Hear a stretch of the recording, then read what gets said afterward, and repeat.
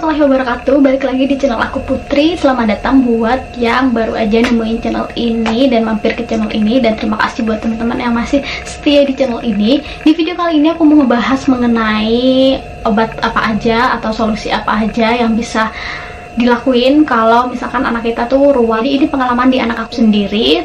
Anak aku itu awalnya ruam bukan karena popok, juga bukan karena kelodit. Jadi waktu itu tuh beberapa hari tuh hujan terus, air kamar mandi tuh selalu dingin ya. Dan misalkan anak aku tiba-tiba pup dan misalkan harus bikin air, itu kadang tuh nggak sempet gitu karena aku sendiri ngurus anak aku. Nah jadi aku sok ide gitu ngasih solusi biar kalau anak aku tuh pup, aku biarin dia dulu berdiri gitu, kemudian aku lap pakai tisu basah, baru setelah agak bersih aku bawa dia ke kamar mandi. Nah itu pikir aku itu adalah pilihan yang simple dan menurut aku nggak ribet dan meminimalisir anak aku untuk dia tuh nggak nangis atau nggak kedinginan waktu aku cebokin dia gitu. Nah itu aku sempat coba 1-2 kali dan cara itu enak banget, jadi nggak ribet di kamar mandi, jadi nggak perlu drama-drama sama anak aku untuk percebokan kalau dia selesai pup. Tapi ternyata masalah yang terjadi selanjutnya adalah anak aku tuh ruam di bagian sekitar kemaluan dan juga bagian di pantat pahanya itu. Awalnya aku tuh mikir dia tuh cuman ruam biasa gitu. Nah sebelum-sebelumnya dia emang pernah ruam biasa. Dan sebelum-sebelumnya dia ruam biasa itu aku tuh semalaman, dalam waktu dia tidur malam tuh aku bener-bener nggak pakai dia pampers. Biasanya aku pakai cara itu bener-bener ampuh dan besok paginya udah berkurang, bahkan udah bisa hilang gitu ruamnya. Nah waktu kasus yang kemarin aku udah sempet 2 malam gitu gak pakein dia pampers sampai aku ngabis underpad banyak dan juga kebocoran sana sini di kasurnya itu. Tapi ruam di anak aku tuh nggak kunjung sembuh. Akhirnya aku coba konsultasi sama kakak aku yang bidan. Akhirnya aku waktu itu dikasih beberapa obat, yaitu salah satunya adalah salep gentamicin itu. Nah di waktu itu aku coba cari-cari di apotek di sekitar rumah aku, itu tuh nggak ada yang punya, katanya baru datang sekitar 1 mingguan. Akhirnya aku mencobalah browsing gitulah ya, cari dan juga tanya-tanya juga sama yang udah pernah berpengalaman, kasih apa sih salep yang mempan untuk anak yang kena ruam. Dan ada yang ngasih aku ini adalah Bepaten nih, seperti ini obatnya. Nah aku juga baca-baca di blog dan juga nonton review juga di YouTube, katanya banyak ibu-ibu yang anaknya tuh cocok dipakai ini. Dan ini aku coba selama 1 minggu gitu di anak aku. Ini aku belinya di apotek dekat rumah, harganya 61.000.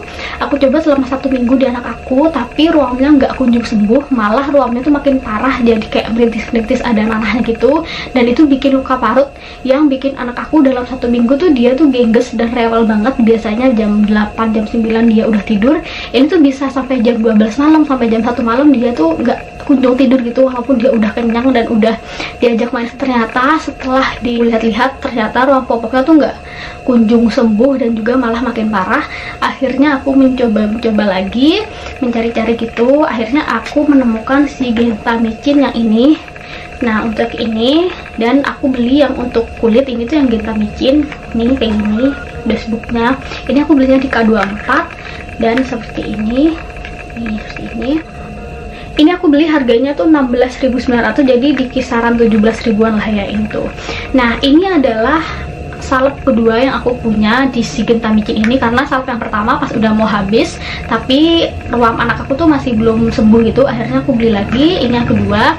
Nah aku coba yang ini tuh selama 1 minggu, emang sih ada progres, dia tuh ruamnya tuh jadi berkurang gitu, tapi nggak yang cepet banget gitu, jadi tuh progresnya tuh lambat. Jadi cara aku waktu itu karena udah hampir frustasi juga, udah mau nyerah, kayaknya tuh mau ke dokter anak aja gitu. Tapi mikir-mikir kan ke dokter anak mahal ya, bagi ke dokter kulit juga mahal.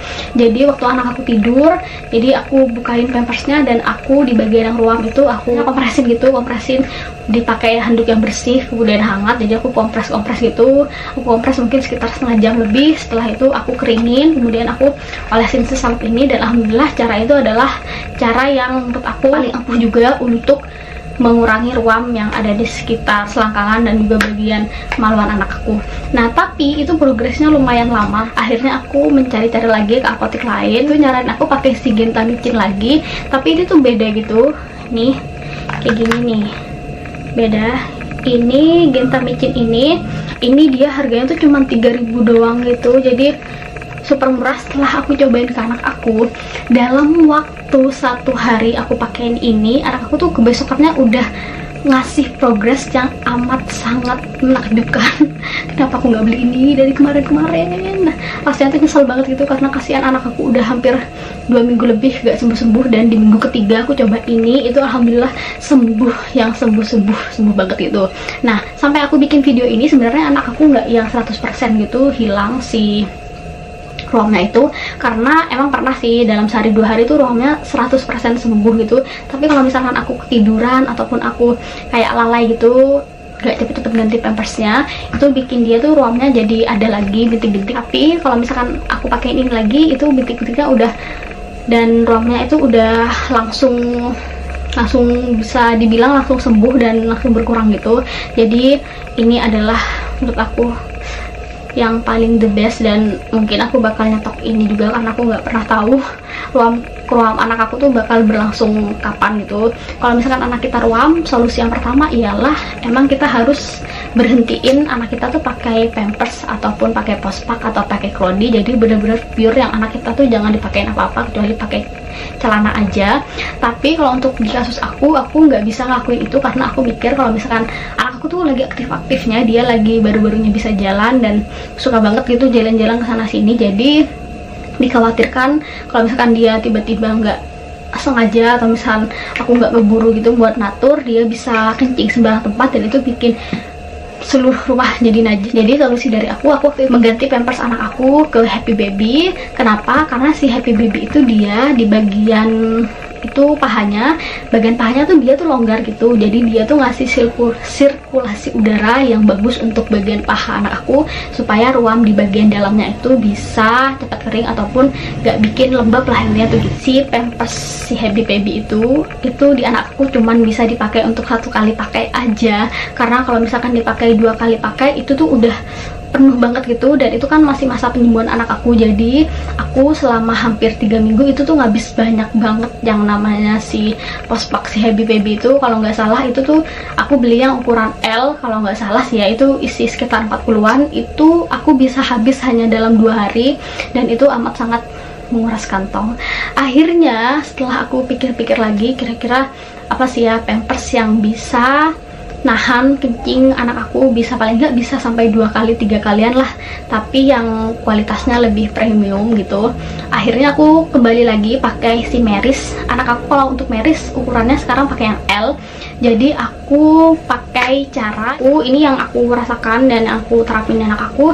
Bagian ininya tuh nih, bagian ininya ini kan yang bagian seret gitu kan, bagian paha kalau misalnya gesek-gesek itu rentan bikin ruam lagi dan bikin area paha anak aku dalamnya tuh jadi sensitif. Jadi ininya tuh aku gunting gitu dan jadilah seperti ini nih, seperti ini. Jadi dia tuh nggak ada lagi di bagian dalamnya gitu, jadi cuman bagian luarnya doang. Ini udah aku terapin hampir 1 minggu ke anak aku dan alhamdulillah nggak pernah bocor.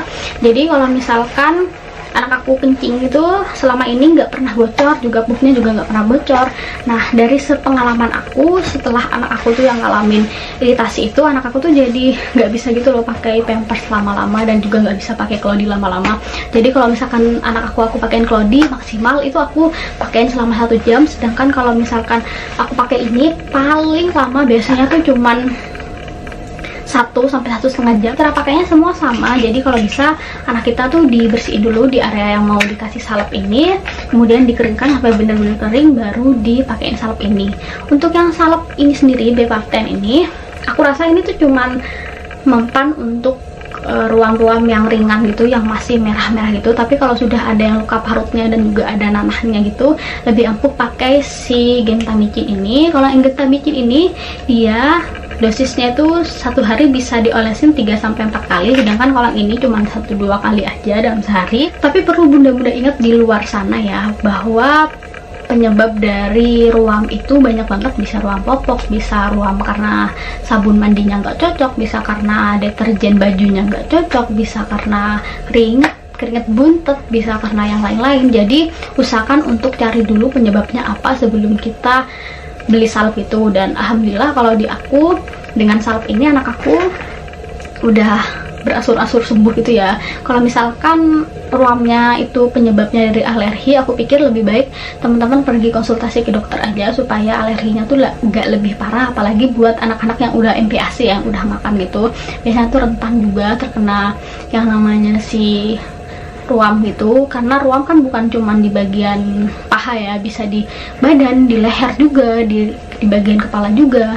Nah jadi seperti itu. Terima kasih udah nonton video ini sampai akhir. Jangan lupa untuk like, comment, dan subscribe channel ini, dan bye.